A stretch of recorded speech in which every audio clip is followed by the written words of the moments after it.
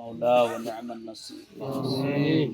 একই পরিবারের এত আপনজনের বিদায়, এটি সহ্য করা খুবই কঠিন। প্রথম আমাদের দাবি থাকবে যে এই ঘটনাটা যেন আর পুনরাবৃত্তি না হয়, অর্থাৎ ড্রাইভারকে বারবার বলার পরেও ড্রাইভার কিন্তু কর্ণপাত করেনি, বরং সে ঘুমোচ্ছিল, বারবার উঠে লাফ দিয়ে গাড়ি চালাচ্ছে। এবং আরও শোনা যাচ্ছে যে ড্রাইভারের লাইসেন্সের ইস্যুটা, তার বয়সের ব্যাপার, এগুলো খতিয়ে দেখা দরকার। এবং মালিক পক্ষ এই সমস্ত রেন্টে কারের যেটা করেন সেটি হচ্ছে একটা টিউব শেষ করার আগে আরেকটা টিউব কন্ট্রাক্টে নিয়ে নেন। অর্থাৎ ড্রাইভারকে যখন জানাই দেওয়া হয় যে এতটার মধ্যে আরেকটা ধরতে হবে, তখন কিন্তু ড্রাইভাররা বেপরোয়া হয়ে যায়।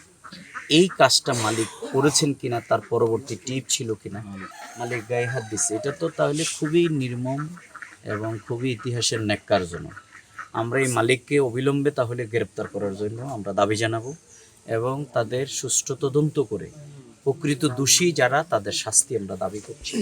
এবং বাংলাদেশ জামাত ইসলামী এই পরিবারগুলোর আগামী দিনে এগিয়ে যাওয়া এবং তাদের বেড়ে ওঠার জন্যে আমরা ইনশাল্লাহ দোয়ায়, অর্থবিত্তে সকল দিক থেকে আমরা তাদের পাশে থাকবো।